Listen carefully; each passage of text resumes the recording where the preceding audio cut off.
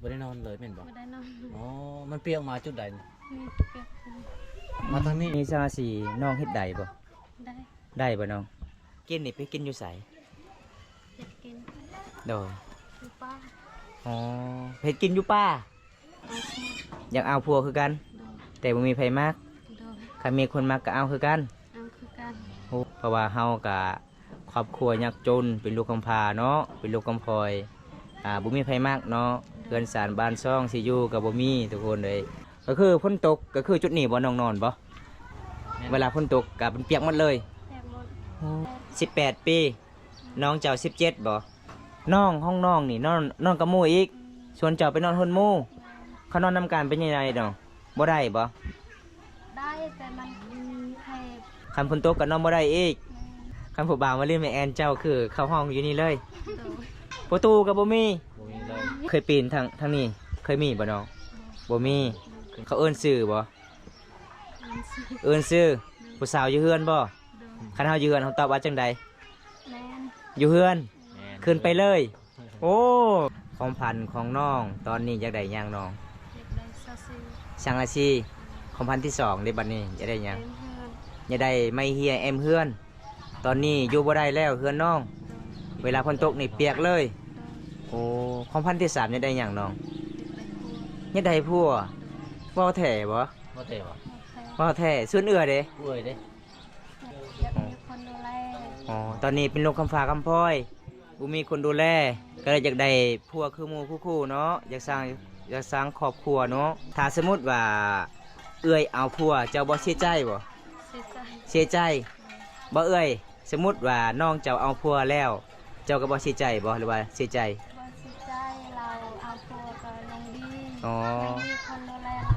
อ๋อ สมมุติว่าคันน้องเจ้าเอาผัวนี่ขาดองน้องเจ้าสิเอาเท่าใด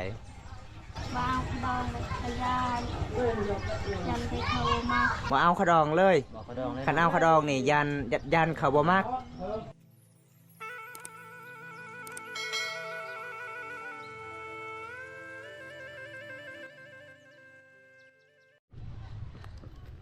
เอาสบายดีทุกคนสบายดีบรรยากาศยามแรงทุกคนเลยมานี่มาเยี่ยมมายามสาวไปพี่น้องเพื่อนกัสิพาเลาะหมู่บ้านพี่น้องเลยเพื่อนพาสาวลาวในหมู่บ้านนี่หลายๆคนบรรยากาศยามแรงบางคนก็มาที่ให้ที่สวนมานี่บำตากัสิตามติดวิถีชีวิตสาวลาวทุกคนเลยนี่บรรยากาศยามแรงพี่น้องมานี่มาเยี่ยมมายามหมู่ขู่ของสาวไปพี่น้องเลย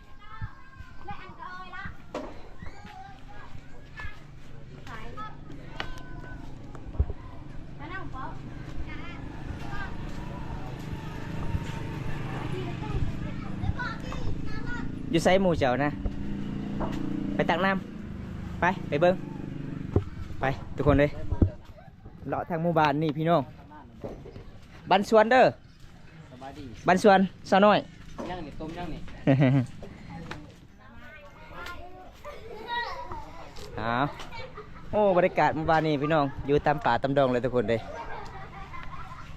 มื่อนี้กะไปเยี่ยมไปยามสาวลาวเขตหมู่บ้านนี่ทุกคนครั้งแรกเลยบำตามมาเยี่ยมมายามแล้วก็ได้ฟอน้องๆมื่อนี้น้องๆกะเบ้าขี้คุยพี่น้องพาเลาะหมู่บ้านทุกคนเลย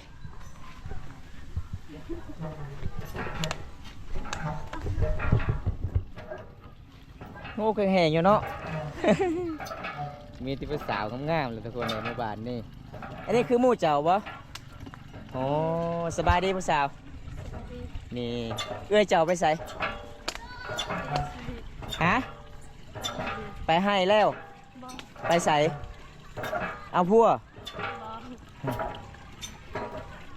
ยืนยืนเจ้ามีแม่บ่อีพ่อเด้บ่มีเป็นลูกคำพาคำพ่อเลยบ่โอ้ทุกคนเลยแม่นบ่สไป แม่ พ่อแม่บ่มีเลย มีแต่เอื้อยแล้วก็อ้ายโอ้เอามื้อนี้เนาะก็ตักน้ำทุกคนแบบชาวลาวเอาน้ำแบบก็คือมีน้ำบาดาลนี่พี่น้องเห็นบ่นี่แหละพี่น้องอันนี้คือน้ำกินหรือว่าน้ำใสน้ำใสเนาะอ๋อพี่น้องเอ้ยก็เป็นนาสงสารน้องลายน้องเป็นลูกคำฟ้าคำพลอยพี่น้องอันนี้คือเป็นหมู่ขู่ของสาวไปพี่น้องเอ้ยตอนตาก็มาเดินทางมาบ้านนี่ก็ได้พอสาวลาวทั้งสวยทั้งขยันแล้วก็เป็นนาสงสารเพราะว่าสาวไปตะกี้ก็เคยเป็นลูกคำฟ้า แต่มาเมื่อนี้ก็ได้มาเยี่ยมมายามได้พ่อหมู่ของน้องก็เป็นลูกคำฟอยเลยทุกคนกลายเป็นลูกคำผาแล้วพี่น้องเลยสงสารหลายอยู่เบิ่งแต่กะสีถามข่าวๆเรื่องเล่าวน้องไปตามติดวิธีชีวิตสาวลาวเขตหมู่บ้านนี้แบบใดพี่น้อง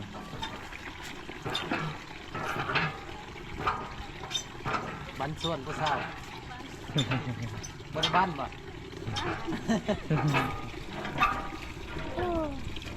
ติดกันเนาะที่เจ้าเนาะ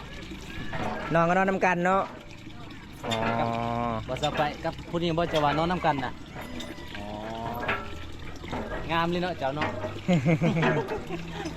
งามบัดซองเลือกผู้ใดใจก็เจ็บ แต่ขาดองเจ้าจะเอาเท่าไรมื้อนี้ เจ้าซื้อที่ใดเจ้าไปลืมแล้ว แม่นซื่อ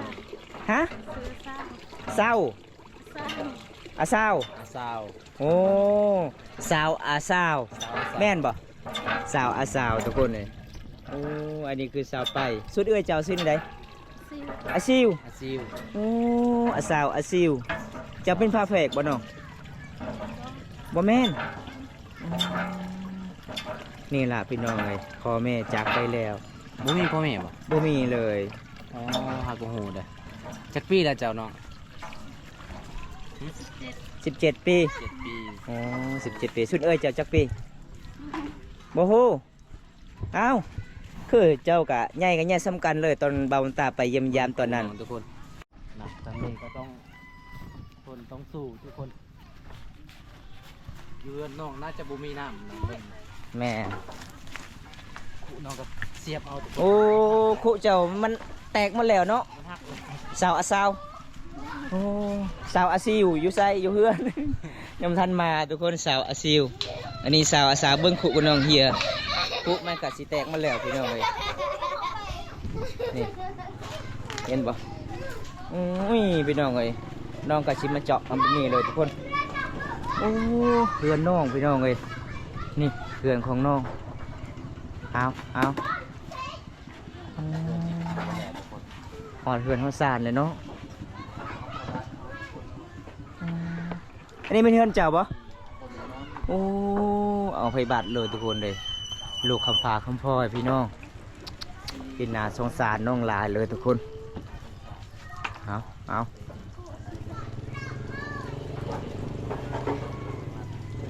ไม่ยั้งนำเจ้าคือมันหน่อยตลอดเลยมันไหลตลอดเลยคุมันแตกแล้วบ่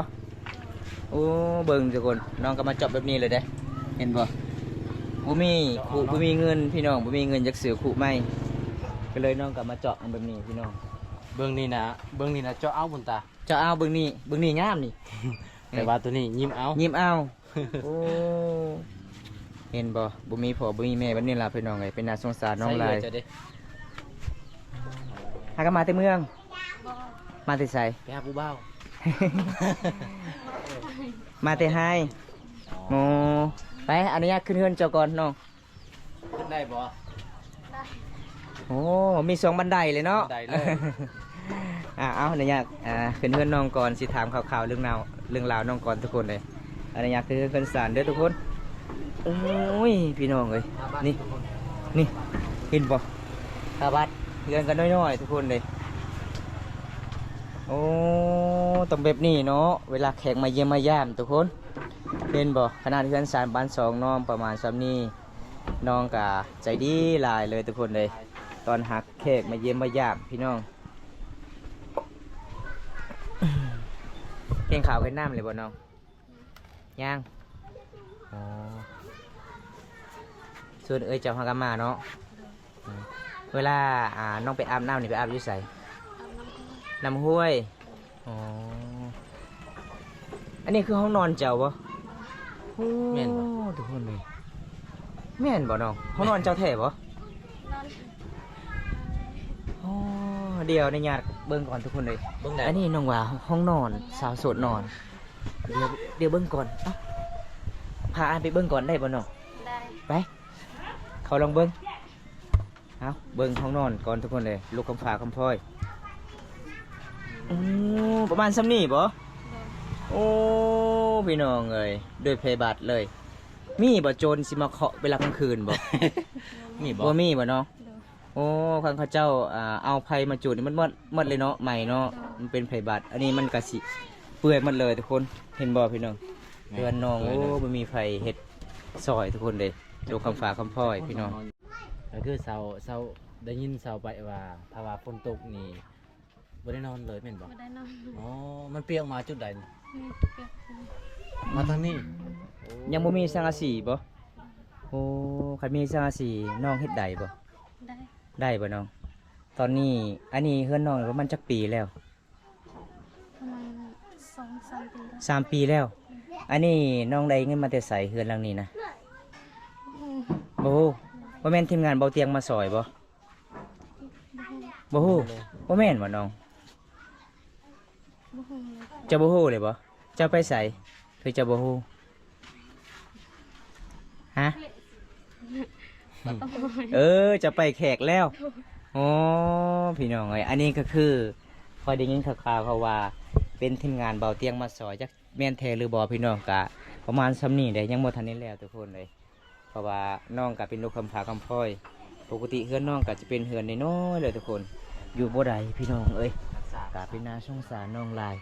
คันเฮ็ดกินนี่ไปกินอยู่ไส เฮ็ดกิน โดย อยู่ป้า อ๋อเฮ็ดกินอยู่ป่าแม่นบ่น้อง เฮ็ดกินนี่ อยู่เฮือนครัว โดย อ๋อมีเฮือนครัวเองเนาะ โดย คันบ่มีเงินบ่มีคำนี่น้องไปหาเงินอยู่ไส ไปทำงาน ไปทำงานอยู่ไสน้องส่วนหลาย ที่บ้าน อยู่บ้านบ่อ๋อวันหนึงเท่าใดเขาเจ้าจ้างน้อง เส้นนี้ 100,000 โดย อ๋อตอนนี้พ่อแม่จากไปนี่น้องอายุประมาณเท่าใดตอนนั้น 15อ๋อตอนนี้อายุ17แล้ว เป็นยังมือของน้องคือสั่น ฮะคือสั่นมือของน้องนะฮะมันเป็นแบบนี้คือบ่มันเคยเป็นแบบนี้บ่อ๋อพี่น้องเอ้ยน้องก็เป็นลูกกำฝากของพ่อเป็นน่าสงสารน้องหลายทุกคนมาเมื่อนี้ก็เศร้าไปว่าหมู่ของข่อย2 คนเป็น2ไอ้น้องเป็นลูกกำฝากคือกันก็เลยเป็นหมู่คู่กันโอ้ยมาเมื่อนี้พี่น้องเบิ่งที่พี่น้องเอ้ยนี่ ประตู อันนี้ไม่แอมก็ยังบ่มีเลยเห็นบ่เอาด้วยไผบัตรแล้วก็มันก็สิมุยแล้วพี่น้องเยือนจะบ่มีไผผ่าบ่น้อง นี่ มีอยู่ไสไผผ่าอ๋อไปต่ออยู่พุ่นอันนี้เฮือนหลังนี้คือใส่โซลาร์เซลล์แอลโอ้ได้เงินมาแต่ใส่ซื้อโซลาร์เซลล์นี่นะ ให้ค่อยสิ อายเจ้าจักคนเนาะผู้หนึงเอาเมียเลยบ่ เอาเมียไปฝากไว้ อ๋อเอาเมียกันแล้วเลิกกันแล้วอ๋อ เอาเมียคนหนึ่งตาย มี2เมียแล้วเมียที่เวทแล้วก็ตายเอาเมียที่2เลิกกันแล้วอ๋อเพราะว่าเฮาครอบครัวยากจนเนาะ โดย โอ้ตอนนี้ใครจะมีอ้ายเนาะแล้วก็มีเอื้อยอยู่ไสเอื้อยเจ้านะ ใส่เอื้อจัง แล้วเฮ็ดหยังมันแม่นลาบ่ตำแจ่วบ่ ตัดแม่ตัดแม่ พี่น้องเอ้ย จะเฮ็ดส้ม โดย กินส้มอีก น้องน่าจะน้องจะเคินนะน่าจะแม่น อืม เคินด้วยเจ้าอายคือมือเจ้าสั่น สาวไปเป็นหยังหมู่ของน้องนี่มือสั่นนี่เป็นหยังน้องฮะ โอ้โห โมโหบ่ อ๋อ โอ้ก็เห็นมือของน้องนี่สั่นตลอดเลย แต่กี้น้องเคยเป็นมือสั่นแบบนี้บ่เคยหรือว่าเคย เคินเลยบ่เคย บ่เคยหากับมือนี่เป็นหยังน้องเคินอ้ายบ่หรือว่าจังใดหรือว่าเคินอ แต่งหน้าเนาะบ่เคยเห็น เพราะว่าบ้อมตาไปแต่ละเทื่อก็ได้เห็นน้องๆ2 คนมาติหายตลอดย่างตลอดเลยเด้ แม่นบ่ แม่นแต่บ้อมตากะแนมเบิ่งโอ้ว่าแม่นผู้ใดเนาะอันนี้ก็เลยบ่กล้าทักทายตอนนั้นนะน้องปิดหน้าปิดตาหมดเลย ใส่แต่หม่วก เวลาเฮ็ดให้นี่เจ้าก็เอื้อเจ้าบ่เฮ็ดให้บ่ปีนี้ก็เฮ็ดบ่น้อง เฮ็ด ปีนี้ได้เข้าจักสอบ 6 ซอก 6สอบ โดย โอ้กุ้มกินบ่น้อง บ่คุ้มบ่กุ้มคันย่ำบ่กุ้มกินนี่ยังบ่มีข้าวกินก็คือไปรับจ้าง โดย โอ้ยพี่น้องเอ้ย สอบปีหนึง6สอบ 6สอบปีหนึง ในเฮือนของน้องนี่ประมาณจักคน สาม 3 คน สามคน อายเจ้าแล้วก็กับเอื้อเจ้า โดย เจ้าฮอดแล้วบ่อายุ18 ปี หัน ฮอดแล้วเนาะเป็นหยังน้องฮอดอายุ17ปี18 ปีคือบ่เอาผัวน้องเป็นหยัง จะเอาคู่อยากเอาผัวคือกัน โดย แต่บ่มีไผมัก โดย ถ้ามีคนมักก็เอาคือกัน เอาคือกัน โอ้ทุกคนเลยเพราะว่าเฮากะครอบครัวยากจนเป็นลูกกำพร้าเนาะเป็นลูกกำพร้อยบ่มีไผมากเนาะเพื่อนสารบ้านซ่องสิอยู่กับบ่มีทุกคนเลยมาเมื่อนี้กับบอมตาเห็นน้องกะโอ้ยเป็นน่าสงสารจนเว้าบ่ออกเลยทุกคนเลยถ้ามีผู้ใหญ่ใจดีอยากช่วยน้องก็สามารถติดต่อทางทีมงานเฮาได้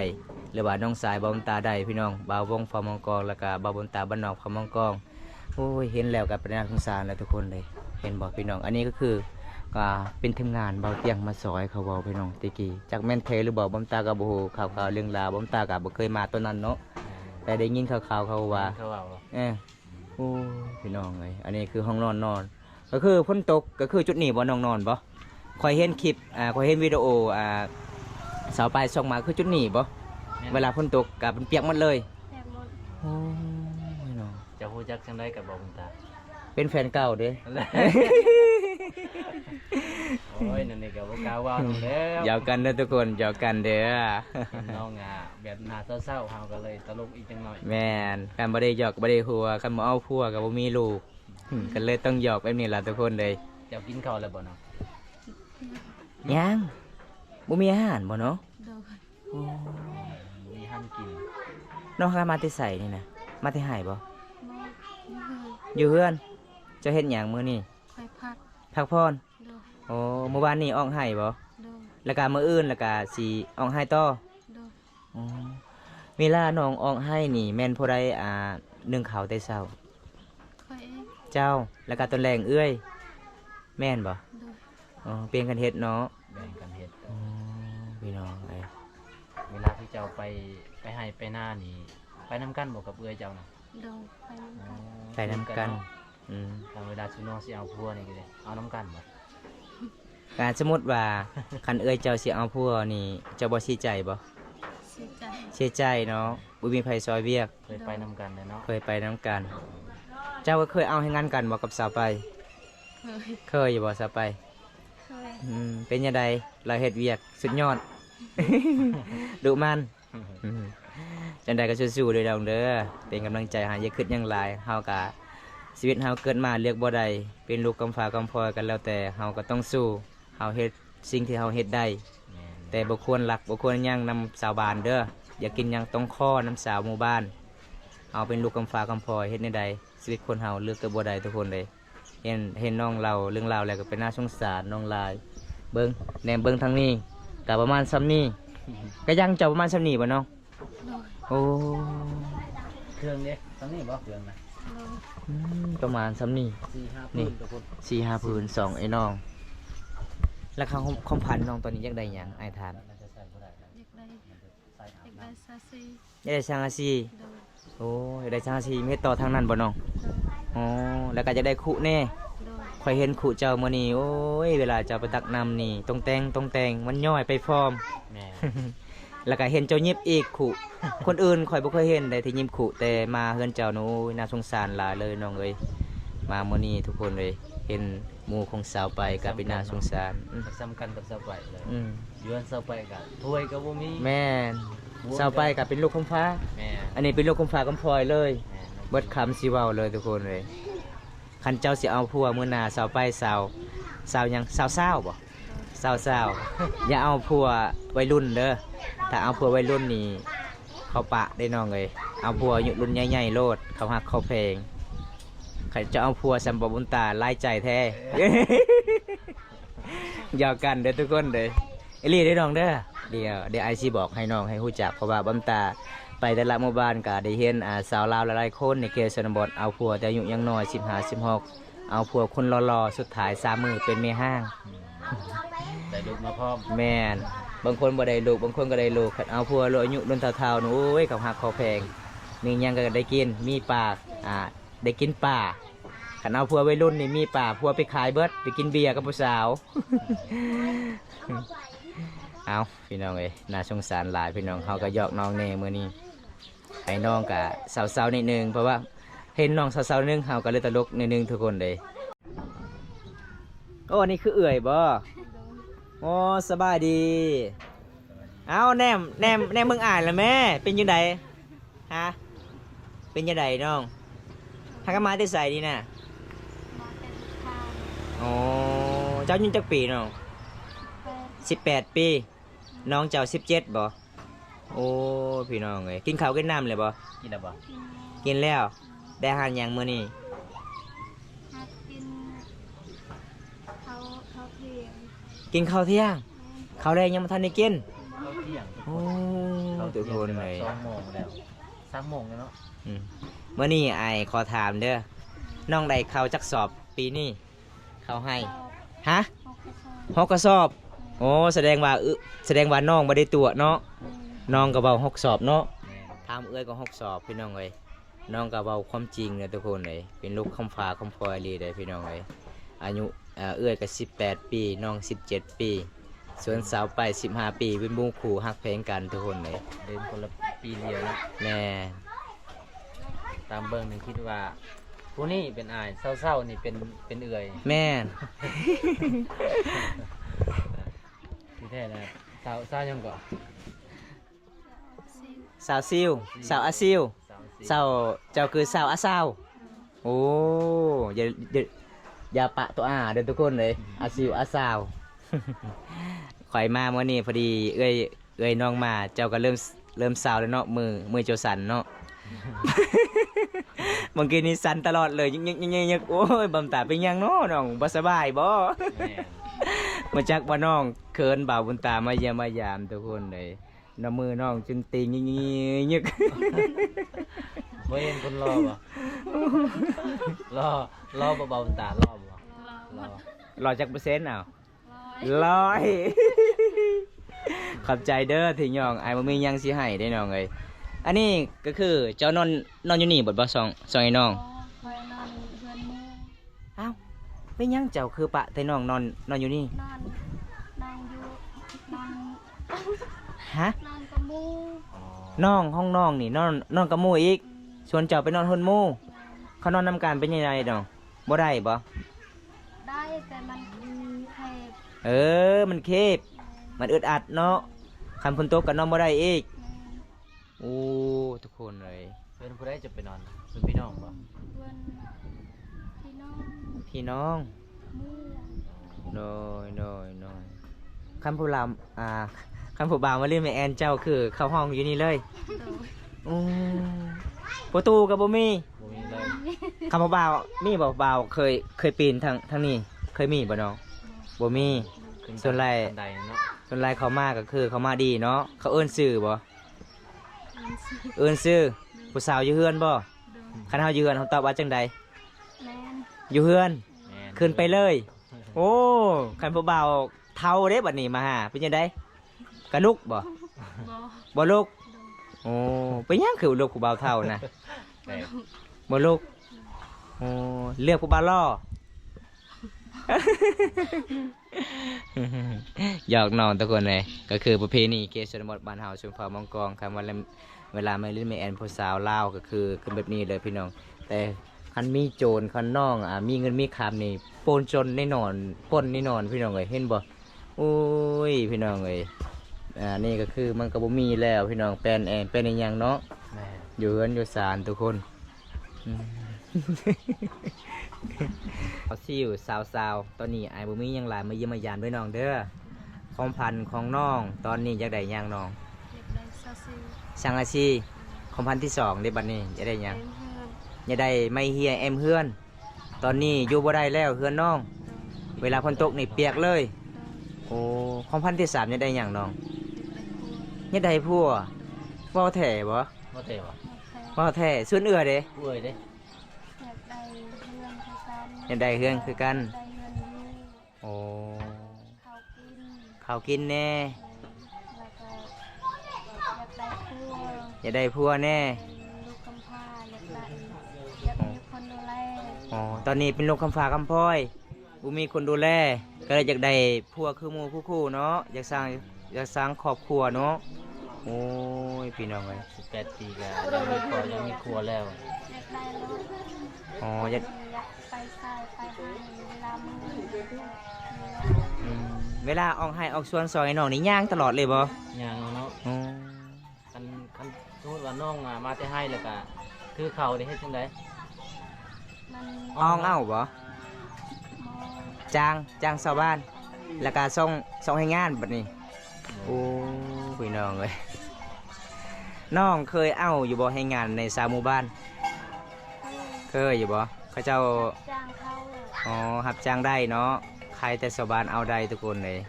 น้องก็จนว่าบ่ออกพี่น้องครอบครัวยากจน เมื่อนี้อ้ายบุญมีหยังหลายเด้อมาเยี่ยมมายามเด้อ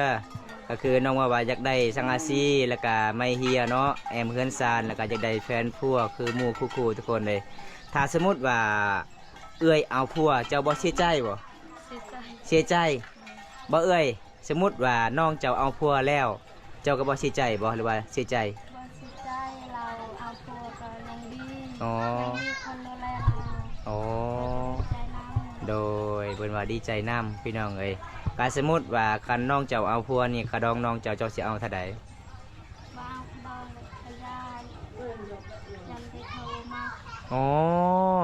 บ่เอาขาดองเลย บอกเขาดองเลย คันเอาขาดองนี่ยันเขาบ่มักโอ้ทุกคน แต่เขาอยากเอาแล้วเขาดูแลดี โอ้โดยเขาดูแลเหมือนที่พ่อแม่เขาดูแลเขา อ๋อเป็นหน้าส่ง ทิมบ่ปะพยาน อ๋อ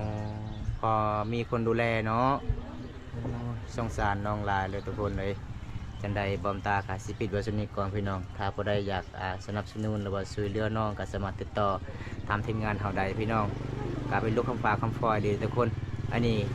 สามสาวอันนี้เป็นลูกคำฟ้าอันนี้เป็นลูกคำฟ้าคำฟอยซองไอ้น้องพี่น้องเอ้ยพ่อแม่บ่มีเลยพี่น้องหลังจากที่พ่อแม่เสียไปเงินสารบ้านซองน้องก็แบบนี้ล่ะพี่น้องอยู่บ่ได้แล้วพี่น้องเอ้ยถ้าผู้ใดเฮาชมคลิปนี้แล้วก็ฝากกดไลค์กดแชร์นี่เด้อพี่น้องฝากเป็นกำลังใจแน่แล้วก็วิถีชีวิตสาวลาวเคสนุนบ้านเฮาแบบนี้ล่ะพี่น้องคลิปหน้าพบกันใหม่ขอกล่าวคำว่าสวัสดีบ๊ายบายเนี่ยบ๊ายบาย